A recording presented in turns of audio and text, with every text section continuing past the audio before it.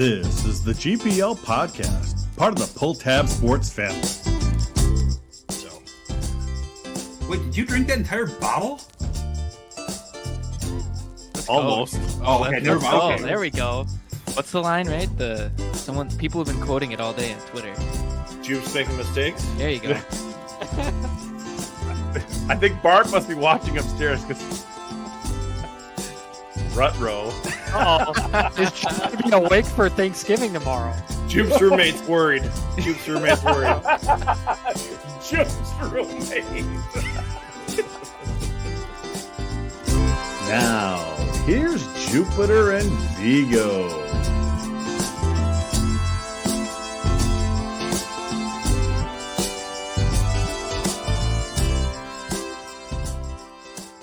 Good evening and welcome to the GPL Podcast, episode number 274. Good evening, Vigs. Hopefully everything is going just as crazy as it has been for you. It's been a month. You know, we've Yes. got a lot going on in the household and ready for Thanksgiving weekend. Thankful to have the GPL crew with us and the Pull Tab Sports family supporting us this season. So ready to talk some hockey. Yeah, couple big wins this weekend. We'll get a little bit more into that. What are your initial thoughts? It was a successful weekend. Yeah, Bob was talking last week how the team needed to have more net front presence. And I think we saw that against Notre Dame. A lot of guys getting in front of the net.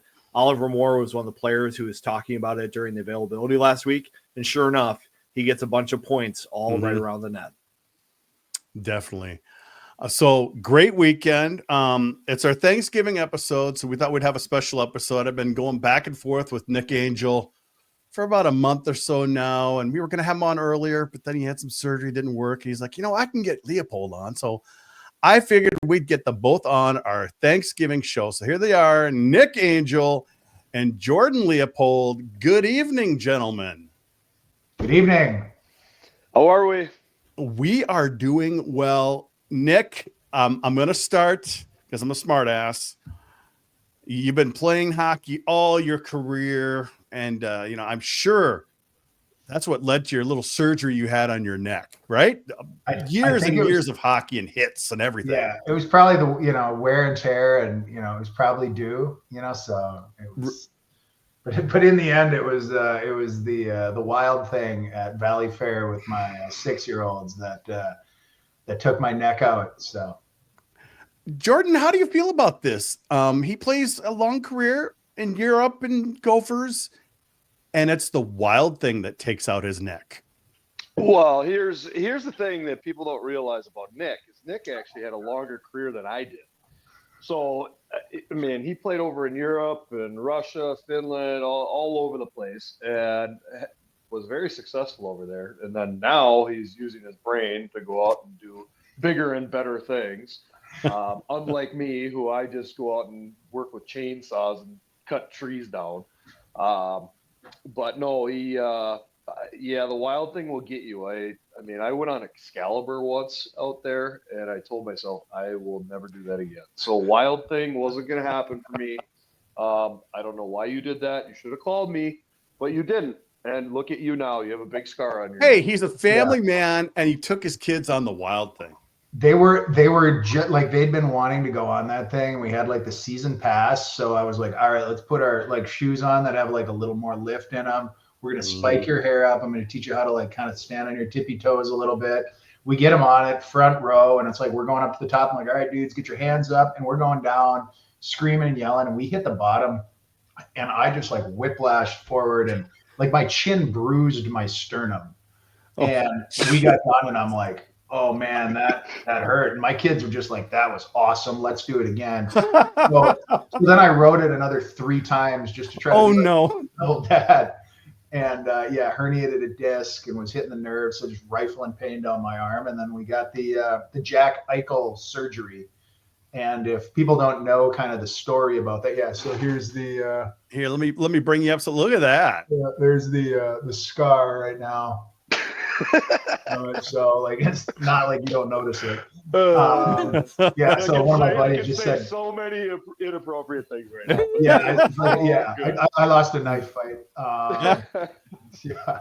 You weren't required to wear the neck protector when you played, and Yeah, no, it was weird. I'm so used to it after being in Europe for so long. But yeah, if you don't know, like Jack Eichel kind of had the same injury, C6, C7, and the team wanted him to fuse his neck, and he really didn't want to do that. And this artificial disc replacement was kind of like a newer surgery for like contact sports, but they'd done it for fighter pilots and special operations forces in the military. But the team, I think it was Buffalo. Leo, you probably know him. Buffalo, Yep, it was Buffalo. Yep. Buffalo said no, and then he took it to the NHL, and the NHL backed Buffalo. And so he asked for a trade, and then he went to Las Vegas, and Vegas was like, yeah, let her rip. And he got the surgery, and he's kind of been good to go. So I'm hoping, I'm not looking to make a comeback here, but I'd like to get back out on the golf course one of these days. So. Well, I would hope so. I mean, that's important. You got to be able to get on the golf course. Biggs, how was your game this year? Your game was pretty good. You won a tournament, didn't you? I won a bunch of tournaments. Handicap golf was very good to me. I was very Sandbagger. Oh. When you're like a 14 and you shoot 83, 84, 85 every time out. That means you're not a 14. That's me. I golf 5 times a year, and that's It was a good year. Good year for me. So. Well, yeah, it was a good year for you. I don't play golf because that would I would not shoot 120 if I tried. Where's your go-to course? Well, I'm in the University of Minnesota Golf Club at Les Bolstad, so we play events there pretty much every other Saturday. I was coaching baseball for the first half of the year, so I didn't really play much golf until end of July, and then I just played a ton after that point. And I like to get down to Stone Ridge once, Keller, Chaska Town course, try to get on some courses like Hazeltine and Northland when I can. So, didn't Rob get you on down on Minnesota Valley too? Yeah, I got to Minnesota Valley with Rob Shield a couple times on Mondays for his employee golf. That was a lot of fun. Well, that's good. It was a good year.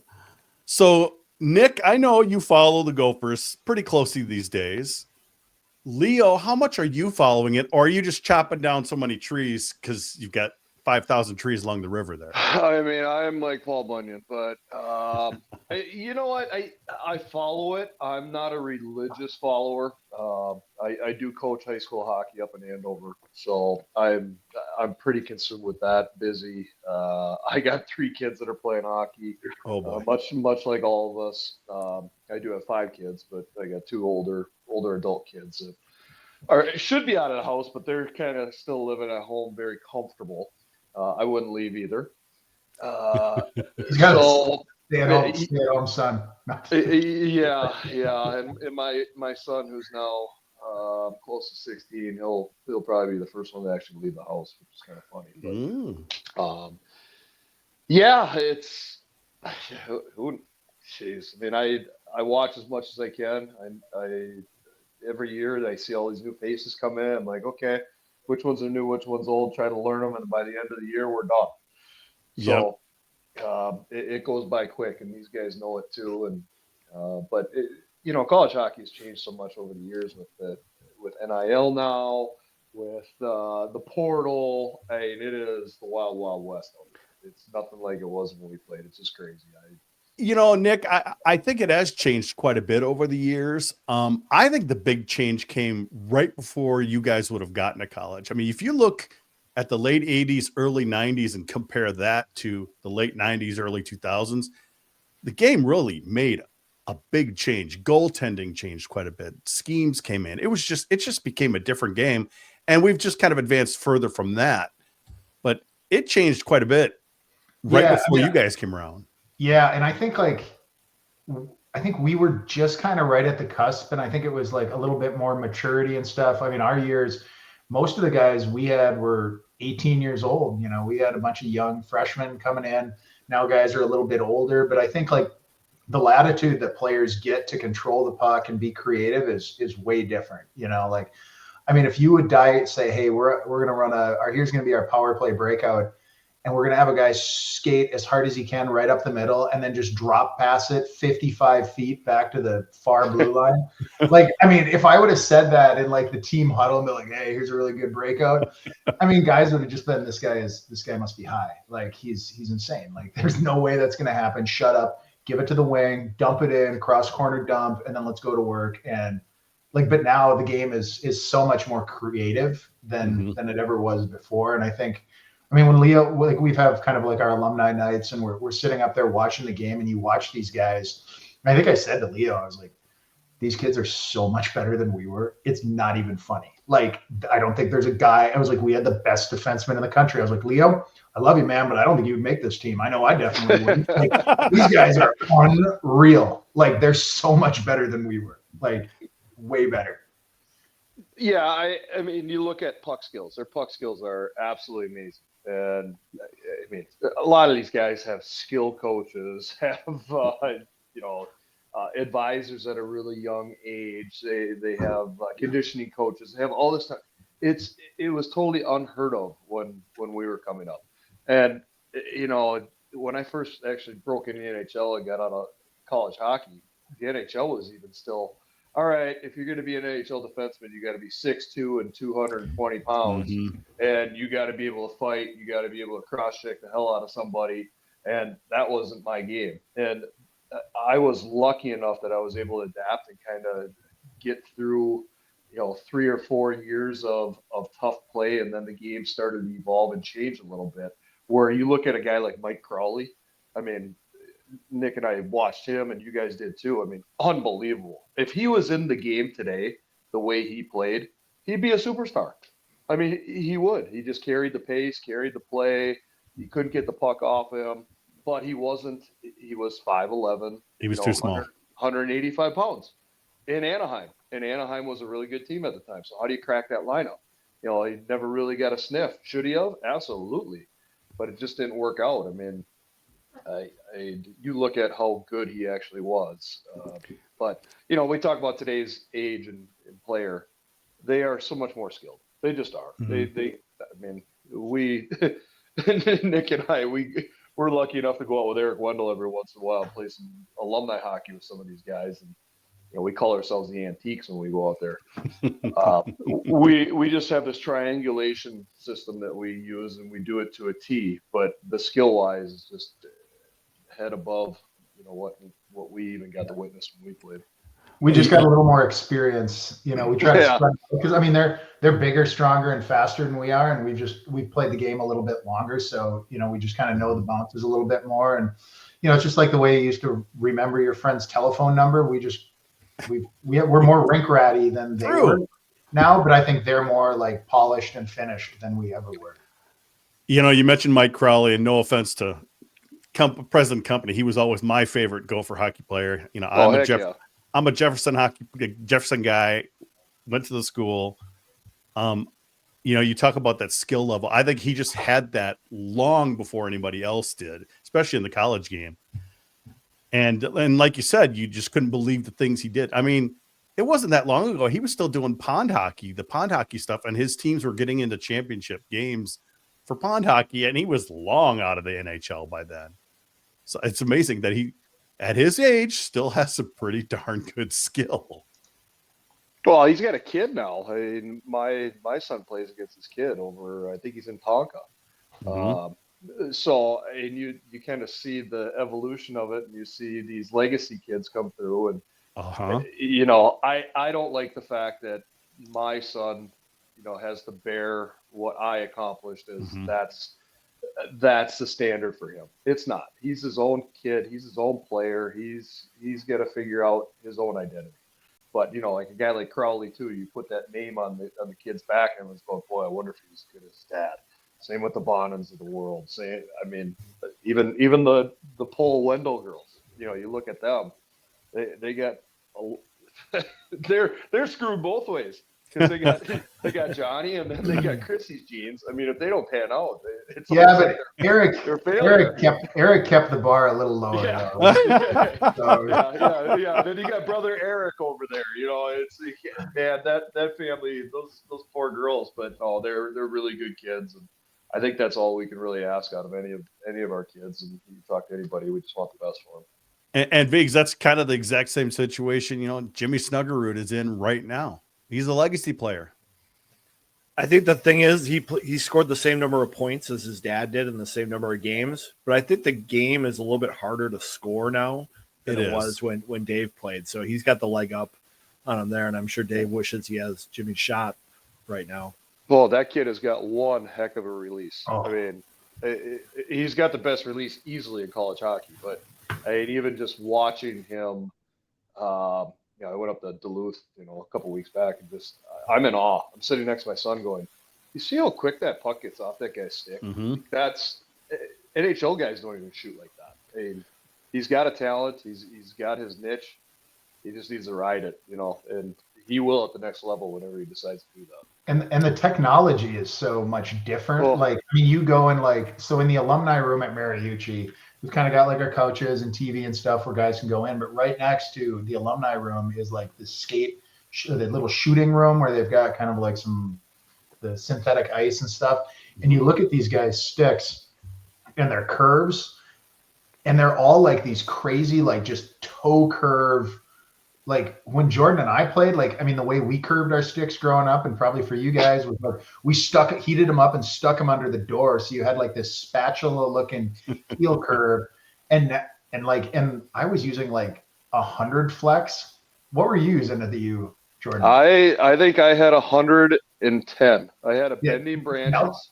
Now these guys are if you have 75, it's probably pretty stiff, and it's just these guys just lean down and just torque that thing like crazy, and the release is just so different with that toe curve and that wild whip on the stick. And I used to think Brett Hull was crazy because he had he was using a 70 flex. I'm that's insane. I use 100 and it worked pretty good. But yeah, these guys are pretty good. But speaking of Crowley, he was number 20, and they were hey, what number do you want when you're coming? I was I don't want that one. Jesus. Big boots to fill here. No way.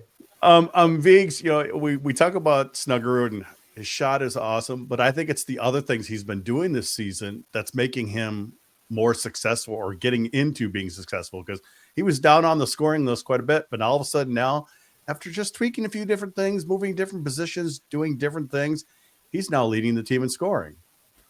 Well, I think the biggest thing with Jimmy is he's become more comfortable in his role on the team and drawing all the attention that he draws. And he's starting to do different things on the power play. You see him moving the puck a little bit more across the zone. You see him popping into different spots. And I think he's just playing with a little bit less pressure on himself. And you just see him on the ice. He's more composed. He's not getting frustrated. He's not looking up at the heavens when he doesn't put the puck in the net. I think he's just more comfortable in his own skin and doing more to help out the team. And he's putting up a ton of points and playing really well, winning second chances. And I think that's really a big reason why the Gopher power play now is starting to click like they are. Well, you look at Snuggy or Jimmy Snugs, whatever we want to call him, Jimmy Snipes, whatever. you look at him, he's kind of got that Ovechkin-esque to him, where it doesn't matter where Ovi stands on the ice. If Ovi gets the puck, he's going to blast the thing and he's going to score goals. Jimmy's got that same thing where that release is just bam, it's there. And I tell you what, and Nick knows this too, is when you play with a guy like that, all right, all I got to do is I got to feed it in a little dime area spot, and it doesn't matter where, he'll figure out how to get it and get it off, and he will score goals. And you're seeing it, and they come in bunches, as we all say. But he's a scoring threat no matter what. Even if we come down the stretch and they start really favoring him, well, then, other guys got to pick up the pace. But he's going to either draw the attention or he's going to score goals, one or the other. And so it's a great scenario that we have to our advantage for sure, just to loosen things up and even find a spot to get him open. It doesn't matter. He's going to score goals. He's got to go to the net and get a shot off. So we had Mike Carmen on the podcast last week. Mike who? Yeah, Mike Carmen, a little after you guys, just a little bit. No, we know. He started a new podcast, basically covering, life after sports and after the big thing you do and what do you do? How do you deal with, whether it's depression or not knowing what to do? And sometimes he said, I feel like I was a failure. You guys pull your post career, Jordan. You start Leopold's, Mississippi ask. Gardens. Yeah, you did after your career, and obviously, Nick, you went into finance. But I love the concept of it because we know that a lot of players don't have something after their sports life. Can you talk about that a little bit, Nick? I mean, what was it like for you ending your career? Yeah, sure. I mean, I don't think anybody ever just has this like crystal clear path. And it was like, well, I was lucky. My dad was in finance. So like kind of some of the money I was making, he was giving me some advice on that. And you see some of my, your friends that are maybe not making some great financial decisions. And I kind of looked at it and said like, well, how do I give back? How can I help? And it was like, okay, if I can get into finance and I can start like helping some of these guys get some of the great information and the great recommendations that I got. And then it just kind of spiraled. Once you go down the path, then you start moving there. But, it's, I mentioned this earlier in our pre-session, one of my buddies is a SEAL Team 6 guy, and it's similar, like for those guys, those special operations guys, where it's like, you're part of a high functioning, intense team where everybody's pulling, for the common good. And then you get off the train and the train just takes off. And I remember my first year, it was like, okay, it's end of July, August. I should get, kind of be getting ready here to go to camp. And it's like, all right, there's no camp. You're just going to go to work and work 9 to 5. It's a big change, and I think, trying to make sure you find a good organization or you start something, you build a business that you can kind of put your heart and soul into, just like you did when we're playing, for your university. It was, that was kind of the tricky part was finding something you're passionate about and that you can kind of work together for a new goal. So, and Jordan, now you're cutting down trees. Well, it all started when you start having success, you obviously start accumulating funds. And what do you do with all these funds? So my father-in-law and myself and even my wife we started investing in properties. And when we started investing in properties, we come across some great deals. And my wife had an interest to be in the catering and hospitality business because that's what she was in before we got married and before we went off and lived this pro sport life. So we kind of made a deal like, okay, if we ever make enough money to do it, you can go ahead and do your own business and do it however you want. And that's kind of where we are. We acquired our property in 2009. I was still in the middle of my career, but we developed it over 6 years, and then eventually opened right at the end of my career. And it was just go from hockey into this business, and I poured my heart and soul into it for about 2 years, and I wore myself down. I just did. I worked overnights. I worked all the time. I'm a bit of a workaholic when it comes to stuff like that, and that's part of the reason I've been successful in that trade. But now I've kind of laid back since COVID and kind of been trying to find myself. Like, okay, what really makes me tick? And I ended up rekindling with a buddy of mine that I grew up with, childhood, really one of my best friends growing up, and he's an arborist. And he does trees on the side. He's a corrections officer during the day. But he's like, hey, why don't you come out and cut some trees with me? Like, what? No way in hell am I doing that. And he eventually broke me down and said, let's do it. So I go out there. I mean, I fell in love with it. So now I'm like a partner in his tree side business, and we work 2 days a week together with some other people, and we do tree removal and trimmings and all that kind of stuff. And it's great for me. I'm working with machinery, which I love. I'm fixing stuff. I'm outside working with my hands. I'm doing some physical labor. I guess I'm happier than hell doing that. Not to say that I don't mind doing my wife's business, but I probably enjoy that more because it's just a little bit more than what I'm used to. But you keep yourself busy. Oh, and it's God. and like I said, I got the 5 kids. the train left, and you got on a new train. Really? Yeah. I got on a different train. I'll tell you that. My body couldn't take what it did abuse wise for 25 years. Being a kid and actually going through the professional ranks. My body just broke down at the end of it. I was 34 years old and I wanted to squeak one more year out, but I could hardly walk. My knees were bad, and that was it. It's like I knew right away the day I didn't get re-signed or get an offer on free agency day. I walked into my workout group and said, "Boys, it's now your group. I'm out of here." And I flat out quit that day. And I don't quit that much, but I knew it was time. Yeah, you kind of get to a point. I mean, I've had season tickets since since '02, and I always wanted my tickets to be at the very top row of Mariucci because I used to have to run down those damn stairs, and I said I will never go down those damn things again. It's like no way. I'm like never ever going to do that. But I think to our point about giving back, it's probably one of the reasons that it is probably one of the reasons that Jordan and I kind of started that Gopher Hockey Alumni Association and giving back to the kids, because quite frankly, the M Club hasn't been like just amazing for us out there, I think it's something they're working on, but now to be a resource for some of these young student athletes has been awesome. And, just this summer, I was talking with a player whose name was Nick Michael, who walked on last year, and he's got an amazing story. And, he said, "Hey, Nick, I've done 4 years now. Like, I'm kind of graduated. Should I be done?" And I said, "Listen, buddy." And he's like, "I want to do what you do. I want to get into finance. I'm really interested." So I connected him with a couple advisors, a couple people that kind of do what I do. There's 3 Gopher guys that kind of have the same job that I do, and giving him those resources. And I said, "Listen, I think you should play 1 more year because, maybe if you quit and you've just done after 4, you might look in the mirror maybe in 2 years, 3 years, 4 years and say, I never got a game. I would have liked to wear that M out on that ice. And if you quit, you'll never know what that was like.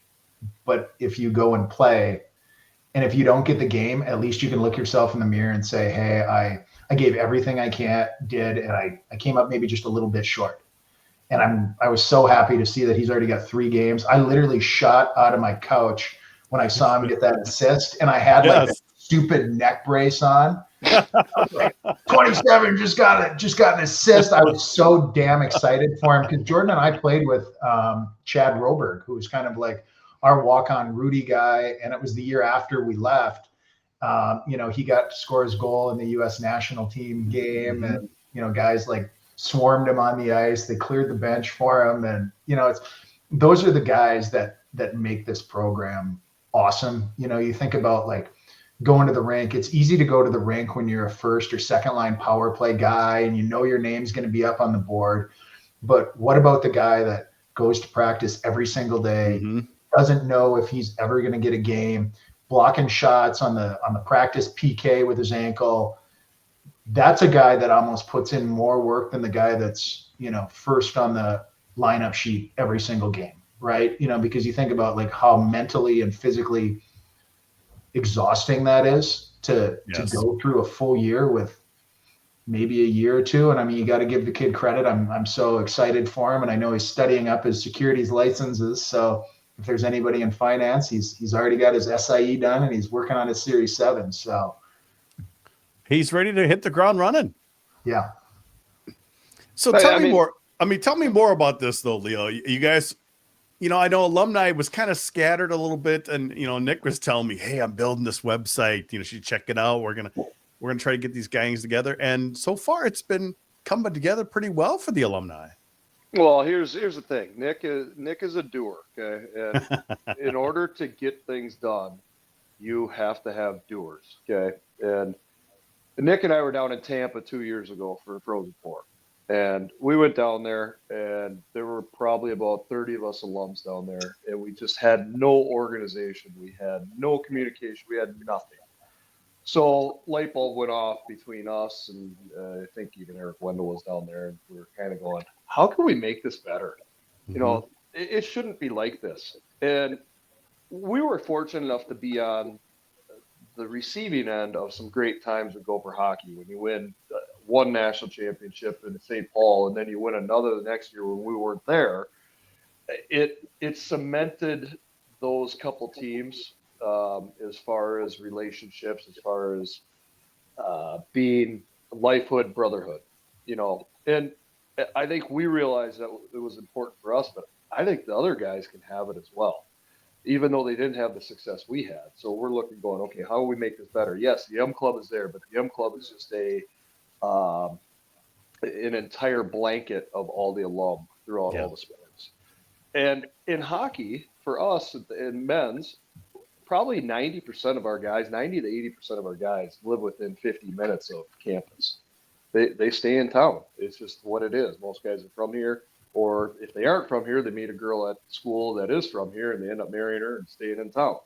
So why shouldn't we have our own alumni association? It just was a no-brainer. So here we are in our early stages, trying to get this thing to go. And like Nick says, Nick's big thing is he wants to help younger guys. He wants to help guys find things. Me, I just want to get the guys together. Okay, I'm hospitality. That's what we do at work. It's fun to me. I love throwing parties, as Nick knows. And that's what does it. Nick runs golf. I run an alumni night. We got some other things coming up through the pipeline. We don't charge our guys. We just want their participation. And our feedback has been tremendous. We're moving forward, but hopefully with guys like you, we can feed you. You can use us as an outlet now and find the guys who want to get on podcasts like the Crowleys, the Bonans, Staubers, maybe even a Broughton. We have a board member on the show next week. Sam Rossini. Rossini's going to be on our show next week. So. Okay. But that's, we're trying to hit every generation with our board members. We're trying to make sure we can get the word out to guys.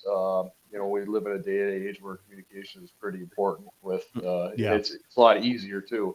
The challenge we have is getting the guys from the 1980s and older, the 70s and the 60s, because they don't use the technology like we do. So it's hard to get them. You pretty much have to pick up the phone and talk to them, but they're coming around too, which is great. Hit up Pat McGilletti. He's got all the contacts, doesn't he, Nick? Oh, the only thing is you can't get him off the phone. Oh, yes, long calls, lots of long calls there. We've had Pat on the podcast quite a few times, and it's always interesting. We can kind of just let him go. Oh yeah, you just let him go. You feed him one question, and he's gone. It makes for a nicer podcast, doesn't it, Vings? We can kind of just sit back and let Pat go. Yeah, you let Pat go, but then you look at his brother Joe. His brother Joe is like super polished. He's the guy doing all the interviewing, and not to say Pat doesn't too, but Joe is just like right to the point, and then Pat is just blah blah blah blah blah blah blah blah. And I think Pat is the youngest of all those 10 kids, whatever. You have to be able to talk to get in there. He needs his attention. He gets it. It's all good. But I think another thing that the alumni that we didn't touch on that that I know Bob is really excited about, and when Bob first came in, I think he did a really good job welcoming the alumni. I know there was kind of a little bit of maybe this is inside baseball, animosity when Lucia, because Lucia didn't really welcome the alumni, and Bob did a really good job. And I mean, it was the elephant in the room, right? Most of the alums wanted an M Club coach. He just said, hey, listen, I'm not an M Club guy. I wanted to be. I got cut by Brad Buto twice. I think he just did a really good job, bringing the alumni in and saying, hey, this program's about you. And for us, I said, hey, to give back to some of these young kids, but also as a recruiting piece. I know scholarships are possibly going to change next year with how they're going to do it with the NCAA. But you're always competing for kids. And let's say St. Cloud State's going to offer, some kid a full ride, and we're able to give him a half a ride. And, when they're sitting with mom and dad to say, listen, we can only give you a half a scholarship. We wish we had more, but this is all we've got for you right now. But what we do have is we have an alumni network of hundreds of successful business professionals that are going to be waiting for your son to help him through his life and his career and give him the advice and give him the foot in the door and the coaching that he needs, not just on the ice, but when his career at the U is done as well. That's a hell of a thing, I think, to to offer to parents, and as a recruiting option that I don't think a lot of schools have. And being, I think another advantage to this as well is that when the alumni are around, it also teaches the young guys all about the University of Minnesota hockey program and the history of it. Just seeing pictures and a couple, stats on the wall, it's a lot different when you have somebody there interacting with. Yeah, as we talk about like today's player, like with all the skill work and individual stuff they do, there's a lot of like self motivation about what's going on in their hockey career. And I think, successful programs are bigger than that. They've got players like Nick Michael who grind away for just the chance to wear the jersey. And when you get players who understand that they don't just represent themselves, but they represent, their institution, the alums that came before them, the players that want to play there in the future, the coaches, the staff that make, the games possible, I think your program can be more resilient and more successful if they have that continuity. And you definitely could feel at the end of the Lucia year that there were a lot of factions in Gopher hockey. You go into a rink, and if there's a Gopher there, you don't know what perspective they have, but it wasn't unified. Yeah, absolutely. And I think, I know Leo and I were talking, because we're talking with Paul Martin, because we're probably going to go in and give a presentation to the current team and just say, listen, like, you guys are part of this right now. Like, you can join the Gopher Hockey alumni. You're all members, but you just need to sign up on the site, and then we'll have access to your contact info. You'll get, invites to some of our different events. But the big thing, like, we obviously have to share the story of Gopher hockey, but to let these guys know, like, you don't own that stall and you don't own that jersey. You're just renting it. And I mean, when I watch players now, like, I look out there and I'm like, oh, there's Nick Michael, 27. Lord Jordan and I, we're thinking Barry Tallickson. When I see, John Whipple out there, number 3, I was like, oh, there's Jordan Leopold, right? I mean, there's Chris Harrington. What's that? I said, there's Chris Harrington. Yeah, exactly. Like, you always, every player you see out there, you picture the player you played with, right? Mm-hmm. You don't own that jersey. You just rent that stall, and you're, the front of the jersey really never changes. We just change the name tag on the back, every 4 years. But now we're getting guys that got, 74 and 91 and, I was just gonna ask that. I was just gonna say, do you like that they go above 35 now, or do you dislike it? I think that's a Bob thing. He allowed it to happen. I think that Don kind of stuck to, under 40, I guess it would be. Wouldn't it be, Viggs? Yeah, I mean, very traditional. You can just see it in everything that they do now. It's whatever the players are liking. True. All the different jerseys. There's another jersey coming that we haven't seen on the ice yet, but it's coming at some point. And it's because the players like it. And, if it makes them play a little bit better or have a little bit more swagger to themselves, so be it. So there you go. They want to cater to the player. Well, that kind of speaks to society today, though, doesn't it? I mean, it's very self, and that's kind of what Nick alluded to is, and you guys are talking about winning. How do you win? I'm working with a bunch of 15, 16, 17-year-old kids in high school, trying to tell them if they are all on the same page, we have a chance to win. Mm-hmm. But if you guys can't get on the same page, forget it. We're not going to win hockey games. Try that buy-in. We had to do that in college. We had guys that fit into certain roles. We were really lucky that we had guys on third and fourth lines that cherished their role, and they knew they were on the so-called green line during practice, and they took pride in it. I don't know if that's the same today. If you come into practice and you're on the so-called fourth line, if you're going to be a good sport about it, or if you're going to be like, where's my next ticket out of here? Where can I go? And that's kind of the environment we're in with college sports. I mean, it's either in football, it's who's going to give me more money at this school, who's going to give me more opportunity, and in hockey, it's, I didn't get my shot here, so now I'm going to go there. There's not the commitment that there used to be. And I really kind of miss that part of amateur sports, but it's becoming more of a professional sport. I hate to say it, but It's still, when you go down to it and you get teams in the Frozen Four, teams will always talk about how tightly knit a group was that won. And you look even at the group a couple of years ago that was in Tampa. I think those guys are really tight, and I think they were tight. And probably the better team, probably should have won a championship, but it didn't work out. That's kind of how it is, Biggs. I was so rattled when they lost. Like, Jordan was sitting next to me. I couldn't even get out of the chair until both teams were off the ice. I just thought maybe somebody's gonna call in from Montreal and say, "Hey, it was offsides." In the overtime.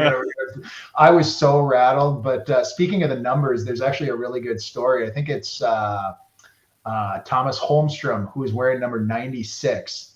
And Scotty Bowman was the coach. And this is when everybody was like, you didn't have wild numbers, right? It was like 1 through 30. Forbidden. Yeah. Yeah. I think he was number 96, and he was he was like a new guy, rookie that came in, and Scotty brought him into the room. Said, "Hey, I heard you want number 96. Why do you want that?" He goes, "Oh, that's my first year getting into the league." And he's like, "Why don't you be number 97? Because that'll be the year you're out of here." He ended up working for him. I think he played like 20 years. So. Mm-hmm. Yeah. Different time then. Definitely was. Viggs, you look like you have a thought there. So, Jordan, you're talking about getting kids to figure out how to win. What over the years do you think is the difference between teams that can get over the hump and win championships and go that extra mile versus the teams that maybe get there and lose a game like the Gophers did in Tampa 2 years ago, where they fall just a little bit short? Can you pin anything on teams you've been on that are separators there? I think the biggest thing is probably composure out of all of it, and the adaptability of the teams and of the players. There's times when you're going to go through great times and everybody's feeling good, and then there's times you're going to be down in the dumps, and it's the ebb and flow of a season, especially at pro sports when you're playing 82 games in the NHL. But in college, you don't see much of the ups and downs. Yeah, I mean, Nick can attest to it. When our senior year, I think Nick, did we get swept in Denver? That was our junior year. I think our senior year, one of our goals was we're never going to lose 2 games in a row. And I don't think we did. Yeah. I think, we always bounced back. It was like, hey, tomorrow's another day. And like, I always love the quote where people are like, YOLO, you only live once. I think it's that's crap. I was like, no, you only die. I saw it the other day. You only die once, you live every single day. So like, let's get after it. And like, let's get what we need to get accomplished today done, and then do the next thing tomorrow. Right. So. Yeah, and getting back to that point, we were flying high there in our year. We were number 1 most of the year, and we were feeling good. And then we got into the WCHA, the Final 5, and we made it to the championship game. And here we faced what was it? Denver. It was Denver. Yeah. And Denver kicked our ass. We just thought we were going to show up and we were just going to steamroll. And they kicked our ass. And it was actually the best thing that happened to us, because we went, okay, boys, there's no more redos after this. We lose, we're done. And we kind of got our crap together and had to swallow our pride a little bit and our ego and go, okay, we got to play hard every game. And, when the selections came out, we wanted to make sure we stayed away from Denver, which we did. They went to a different regional. Yeah. And we went to another one. So we got a good bid when it came to that. But Denver was actually, they for some reason, even through our whole 4 years, they kind of owned us, and we like to stay away from that. But yeah, they matched up so well against us when we lost in the Frozen 4 or Frozen 5. Was it? Yeah, Frozen 5. Final 5. Yeah. Final 5. Yeah. I was so mad, because I was like, that's our one chance. I think right now, at least we could hang a banner. I mean, like, hey, you always want to win the national championship, but we missed an opportunity to hang a banner. And I was like, well, I guess we'll just have to win the national championship and hang a way better banner then. That's Well, wasn't it Maine that took them out in the semifinal on the other side, or was that the next year? I think that was the next year. Yeah. It was New Hampshire took them out the next year, I think it was. Was it Viggs? Do you remember 2003? Well, maybe it was Maine. Somebody in the chat will remember. What was the 2002? What was the other team besides Maine on the other side? There's a lot of people have been chatting the whole time. Been Michigan? Maine, Michigan, Minnesota, and New Hampshire. New Is Hampshire. it New Hampshire? Yeah, it might have been something like that. It could have been New Hampshire. I don't know. It was New Hampshire and Maine played on the other side, and Minnesota and Michigan on this side. There you go. See, that's why you have computers in front of you. Yeah. You're Well, not that's cheating, why you're not people trying. watching live. That's right there. Oh, well, that. Maine, UNH, Michigan. Steve A coming in hot. Love He it. is. Thank you. Speaking of Dane, I'm actually kind of pulling. So we were out in Vegas, and I put a little money on the Gophers to win, and I think they were 8-1. And Maine, I put a couple $100, and they were 20-1. And now they're like top 4, top 5. I was like, ooh, $200 pays 54. Obviously, I'd rather the University of Minnesota win. They're my go-to here, but I got do a little consolation prize there for Maine. So Yeah, you do. Yeah. Oh, well, but Maine. what if it's Maine and Minnesota in the title game in St. Louis? Oh, I hope Minnesota drubs them. Hey, I'll be Minnesota buying 8-1 is beer. still pretty good. Oh, 8-1 Maine is still wins. pretty That good. gets, Minnesota loses. Oh, look, I get to take home a bunch. Yeah, beer's on me either way, but No, I was gonna say Nick is okay. He doesn't need the money. He's fine. You heard it right there. Beer is on Nick Angell in St. Louis come April. Yeah. Minnesota, normally Maine in is. the championship. Let her rip. Let's go.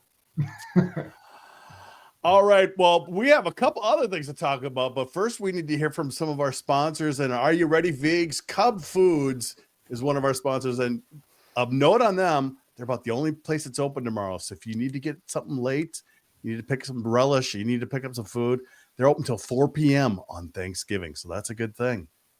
Yeah, I think people maybe have seen me down at the Quarry Cub the last couple days. I think I've been there every day the last 4, trying to get all my things ready for Thanksgiving. And the best thing about Cub is they have great stock. Like you go to these other places and they're out of everything. Cub does a great job with their inventory and whatever you need. If you need a turkey, go there. If you need stuffing, go there. If you need cranberries, go there. If you need the meal in a can like Jupe, I bet Cub's probably got it. So go visit Cub. They're one of us. They're local. They're Minnesota. And they've got their wine and spirit stores around now, too, so you can get everything you need in one spot. And of course, we get this new book called State 1981 Dreams of Dynasty. Tell us about that. Yeah, dynasties in Minnesota, Nick and Jordan, high school players here who've done a great job. State tournament is just a magical thing back when it was one class. You've got this fictional book here written from the South St. Paul Packers perspective of their 21st tournament experience, and they're trying to get their first championship. And it's a great book. Check it out on Amazon today, and let us know if you get it. All right. We've got Vigo's top 20 this week. New number 1 for the first time this year. Michigan State is top of your poll because Denver got swept at home to Arizona State. That was definitely the big surprise of the week. It was. And I've got Nick's team, Maine, right there at number 3 as well. They're still rolling in Hockey East. But Michigan State gets the top billing this week. They've had a great season so far. I think Minnesota, if they wouldn't have dropped that game to Bemidji, would probably be in a lot of people's top spot. It'll be really interesting here the next couple of weeks in the Big Ten as Minnesota welcomes Michigan State and Michigan to Mariucci Arena.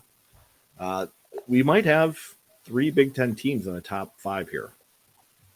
Really? Yeah. I mean, they might stick around. Well, what is the games that, the 2 December series, Michigan and Michigan State at Mariucci. I know one of I think the Michigan Saturday game is going to be a whiteout. That's when we figure out how good this team is, Vigs. Yeah, you look at some of the strength of schedules. Minnesota and Denver have not had the schedules that they traditionally play. For whatever reason, the teams that they've got on their schedule haven't been as good this year. So we think we know what we see in those teams, but until they prove it on the ice against good competition, we don't know for sure. All right. Well, it's a good list. I like it. So there you go. I'm also looking forward to that Western Michigan Denver series. It's not this weekend, but it's coming up. The Broncos are really tough this year. They've played really well. They played BC tough earlier in the year. So that'll be a good one as well. All right. I know you had some other questions that you wanted to get into. I'm looking over here.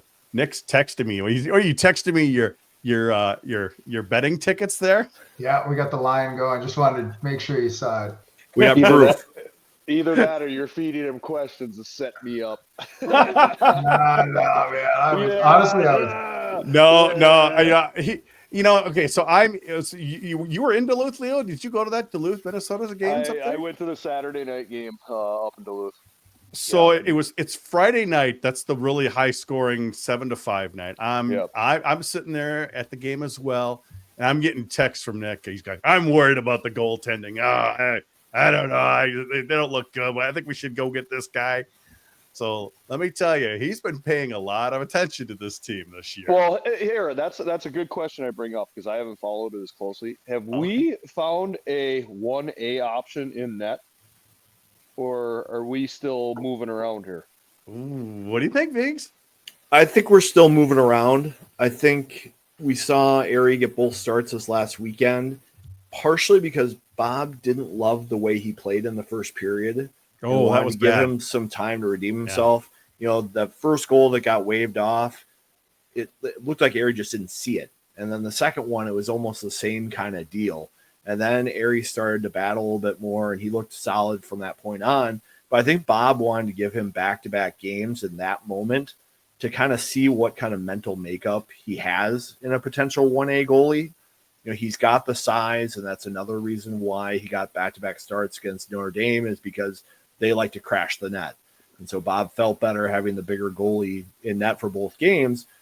And, he kind of surprised us all by doing that. He said they didn't even go into the weekend thinking that they're going to play Ari both games. But after Friday night's game, the coaching staff said, yeah, let's do it. Let's see what we got here. I don't know if he did enough to keep the net long-term or be the 1A guy. Bob said he's going to get Soulier back in the net this weekend. I almost wonder, does he play Soulier on Friday and Ari on Saturday and then go from there going into the next stretch with Michigan State, but we'll see what we got. It's encouraging that Ari was able to recover from that first period and then play well the rest of the weekend. It was bad, Viggs. Those first couple goals, like you said, the first one that went in, well, even the one that was called off with an offside was not a good goal. Right. But I mean, he's a good technical goalie, and he's got the size that you want. So you always want to test that mental makeup and see what you have there. I think that's the most important quality in a goalie is being able to handle adversity and handle a tough crowd and rally from it. So we'll see what we got. Since when is the prereq to play goalie? You got to be 6'4". Ooh, I think that's an NHL decision. I think the game has become so technical, like with the butterfly. If you've got a smaller goalie who does the butterfly and they go down, they're giving up half the net. When a guy like Ari goes down, he's giving up, a fifth of the net. Leo, did you play with Dubnyk? Yeah. Oh, yeah. I mean, that's like looking up at a tree, isn't it? Isn't he 6'7" or something like that? He's like huge. 6. I think he's 6'6". Yeah, he's a very big man. But we saw small goaltenders. I played with Mika Kiprusoff. I mean, he's just a tiny guy. And even when we were in college, Travis Weber, he was he wasn't very tall. He's like 5'10". Who was the Denver goalie that was so good? He was picture him right now. Dubnyk. Dubnyk. Wallenheimo? No, Dubowitz. Dubowitz. Oh, God, he was good. Little goal. And remember the little goalie from North Dakota, too. From Apple Valley. Carl Gehring. Carl Gehring. Oh, my God. And Kohler. Was Kohler up there, too? I think Kohler was. Yeah. Yeah. But the goaltending position itself, they're enormous now. Mm-hmm. And I remember when Jaguar, he was a goalie. The big pads and everything. Yeah, in Anaheim, he had the inserts on his shoulders that would Michelin Man that would raise it up now. But now these goalies, they have pads that are twice as long as the pads that were back 20 years ago. They're just super duper long, and all they do is just go into that. What do they call it? A reverse VH or some technical term? I don't know. They just lay their pads on. And they are too. Yeah, there's nothing to them. Yeah, I mean the ones that what were the ones that Hauser had? Those big brown ones. I mean, those things were like they were like a foot thick. Yeah. And now they're just these tiny little foam things. You can hear it when the puck hits it. It just sounds like it just hits foam and it is a bigger thud, much bigger thud. I don't know. I don't know either, but I'm just looking at these goaltenders, like even at the U, I'm looking at the size of these guys going, holy crap, are they big? And they're really not thick. They're just tall. They're tall, and you call them athletic? I don't know. I mean, are they? Or are they just big and they cover it? Well, lot there've of been a net. couple thick goalies coming through. Who was the Ohio State goalie that we would always make fun of, Viggs, that he needed to mix in a salad? I won't be a dead horse on that one. But I do think, when they went away from the deer hair pads that just absorbed all the moisture to these, foam pads now, the position's totally changed. I do think that the big goalies have to be good skaters to be able to move around and have quiet feet. I think that's one thing with Airy. He's very efficient in his movements, and that's what makes him a really good goalie. But I mean, that's just the different style. And I think one of the problems in goaltending is you need to wait for those big goalies to get older before they can control their bodies. Because if you have these 6'5" goalies as 18-year-olds, they can't control themselves. They slide Still around, very they get gangly, pushed around, yeah. they're too gangly. It takes them a while to develop the ability to carry that size and weight. And that's why you see Bob going to these 20-year-old goalies who've played, 80, 100 junior games before they, or even more than that now, 150 junior games before they get to college. Viggs, who do you think has been like the biggest surprise for you this year? I think Brody Lamb has been the big surprise for me. I think him being on that first power play, I was like, is he really going to fit in with the 4 number 1 draft picks and be effective there? Well, he's gotten that opportunity. He's going to be out maybe this weekend with the knee injury after the knee on knee, but he's really taken advantage of his ice time and opportunity, and he's putting pucks on net. He's winning second chances, and he's really delivered on the opportunity that was given to him. I would have to agree. He's been really solid, and I've really liked some of what the freshmen have done as well. Viggs, you've been talking about net front presence, and we've been seeing kind of Hendrickson and Ziemer kind of hanging around more around the front as well. Just if anything, just to put a body there. Well, you have to take away that traffic. The Gophers have been goalied 3 times this year, and it's that lack of traffic. It's guys flying by looking to just kind of tap their blade on the puck rather than actually anchoring in and taking away eyes and getting to rebounds and those second chances. I mean, Oliver Moore, not the biggest guy, but he gets a bunch of goals this last weekend by being around the net, taking away eyes, and finding space. And that's going to be so critical for this team going forward. It's funny, even at the high school level, you tell these kids to park themselves in front. And what I tell them is I say, hey, just stand in front. Make sure before you come to the rink, you maybe have a little McDonald's, a little bit of White Castle, something like that. And you just stand in front and you just let them rip. And if you just let them rip in front of the net, the goaltender will have to do something, either blink, move his head one way or another. And then you're all golden after that. So maybe we just got to do that a little bit more. Pre-game at McDonald's, little extra corner weight. Lean on those guys. Oh, man. Double cheeseburger right before the period. Lean on those guys. Yeah, lean on them. A little Dutch oven in front of them. Oh, man. I can smell those McDonald's onions, right? Ooh. Can you smell White Castle? The White Castle is oh man, those. Ooh. So there you go, Viggs. Teach your was it Pee-wees or Mike? Yeah, coaching? Perfect. Yeah. Perfect analogy for those kids. You gotta just go in there and just give them the stink.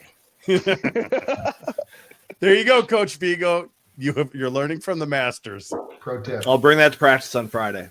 It comes from a legend. We're gonna work on Dutch ovening the front of the net here. You heard it from Leo first. Hey, boy, brought in some whiteys, some sliders. Oh God. Right. Well, Viggs, we got to talk about a couple more sponsors here before we wrap up the show. And I know Jimmy's has been on your list all fall long. Yeah, right when I walk into Cub, there's Jimmy's right there waiting for me. And, I did see them starting to lay down water at my outdoor rink. And I'm thinking, you know what? Caramel's not just for fall. It might be for winter, too. Bring it down to the rink, bring a little bit of Jimmy's, bring some apples, give yourself a little snack in between outdoor pickup games. You get the original, the sea salt. Make sure you get a cup or two because you don't want to put it down. Jimmy's salad and dressing and dips. Don't ya be messing with my dressing. And of course, we've got Lunch Bucket Hockey. Yeah, we're in full hockey swing right now. Lunch Bucket Hockey does all the jerseys and apparel stuff that you need. Check them out on Instagram. They're showing some of the stuff that they put together. You know, these are a couple local guys who did Friday hockey, and they came up with this apparel lifestyle brand for the grit and grind players that would do anything for their teammates. Check it out at lunchbuckethockey.com today. And of course, we thank Lunch Bucket Hockey and Jimmy's for sponsoring the GPL podcast. Viggs, Alaska is in town. We call them Alaska Fairbanks. They like to go by just Alaska now. But one thing I'm excited about is the start of the 5 p.m. games on Saturday for pretty much the rest of the season at Mariucci. And I know a lot of young families who want to bring their kids to games are going to like that. Yeah, I think the 5 o'clock game on Saturday will be nice. Allow people to also get out to other games on Saturday nights as they support their local high school programs and things like that. I think it'll be a fun little thing for Gopher hockey. You know, the Friday night 5 o'clock game, not so popular. I think the Saturday 5 o'clock will be better. Alaska came into town here yesterday, so they're here all week. Always an interesting travel schedule for them. They have not had a great season so far. They're having a hard time scoring goals, so it could be a good weekend for the Gophers to get healthy. Well, I would like to see that. Did either of you get a chance to play Fairbanks? Obviously, you saw the Seawolves a lot, but what about Fairbanks? No, I mean, we went up to Anchorage, but I've been to Fairbanks. I mean, if you don't know where it is, you're like, oh, Fairbanks sounds like a nice place. Just look, it's literally like butthole of Alaska, like right in the middle, like not like it's not where you want to go. It was wild. I took an Uber from the airport to the hotel, and the guy was telling me how he like salvages roadkill. Like, oh, that moose got hit by that train, and oh yeah, meat freezes, and you can salvage that animal. I was like, oh, okay, yeah. All right. Different part of the world. I remember. I think it might have been Mark Barr telling us a story once when the team was up in. I guess it was the Seawolves, and Talking about them Seawolves. Yeah, we used to sing that song. It was catchy. Oh god, And very on the bench singing it. but he said he was awakened to dogs barking because it was the start of the Iditarod or something like that. Yeah. And and I've obviously it's a long flight there, but those Alaska trips are unique, and it's definitely a beautiful area. Isn't it? Let's just say this with Barzy. If he's hearing dogs at a certain period of time, that may mean he was out late the night before. Yeah, just maybe. I mean, but the little secret is like everybody wants to go on the Alaska trip. Because I think we would go up there on Wednesday. So you got out of school, like, party time. You got to go up there early. You ate at I can't remember what the restaurant was, but it was a great seafood spread. It was awesome. And the main reason I always wanted to go up there was because if you got left behind and you got your ass handed to you for 3 straight days, they would just obliterate you. I mean, Cal would just destroy you for 3 days, and that was not fun. So you always wanted to be in the lineup. I mean, Jordan never had to worry about it, but I kind of had to work my way up there, But yeah, I was like, man, I hope I'm one of those top 8D that get to go on that trip. So I just like breaking curfew on Saturday night after a sleep. Oh yeah. The stories we never heard about the 2002 team. I mean, they had some weird rules. We had to be I think we swept, and Don was like, all right, you guys got 2 hours, and then you got to be back at midnight or something back to the hotel. And you're trying to get your drink on and have a little fun. And it's okay, I need 6 shots of tequila. And there was a rule in Alaska where you can only have 1 drink in front of you at a time. It was some crazy rule. So it was I'd need another one, please. And I was like, hey, I'm trying to get a little buzzed up here before I go back to the hotel. We made it all the way up here. I'd like to have a libation, please. Oh, jeez. Well, we're gonna have to save some more of these stories for overtime. Boy, I'm about ready for a libation right about now. yeah, I think you're too. Well, let's just do a quick. Vigs, Alaska's here. They're struggling to score. I'm guessing you're saying 2 wins this weekend. I think based on what we saw at Notre Dame with the net presence, I would hope so. Alaska does have a good goalie in Grabko. He's a graduate transfer from Bentley. He's probably one of their best players. That'll be a test for them. I think if the Gophers play like they did against the Fighting Irish, they should have no problem with 2 wins. And there's no more Johnny Sorensen there to cause trouble. No so left. So sweep. Will you guys pay? Will either of you be making a trip to Mariucci this weekend? I will be there, bringing the kiddos. Friday or Saturday? I will be there Friday. All right, I'll come say hi. Yeah. That's the only day I'm there as well. All right, perfect. I'm not planning on it, but you never know. Keep those options open. I'm pretty spontaneous, so it'll be all of a sudden get a burr up my ass and go, let's get down there. Yeah. Are you guys ready for some overtime? You want to do some overtime and get the show over with? Yes, let's get the show over with. This show sucks. Let's get to overtime. And Beeks is already getting ready to grab his beverages there. He's getting ready. Stories. I mean, Let's get to the good stories. Well, thank you both for coming on the show. It's great to have you on. We're definitely going to have you on again. But, that's pretty much the end of this part of the broadcast. We'll catch a lot of you next week when we'll have Sam Rossini on. For those of you listening live, stay tuned for what I believe is going to be an interesting overtime. For the rest of you, we'll catch you next week on the GPL podcast.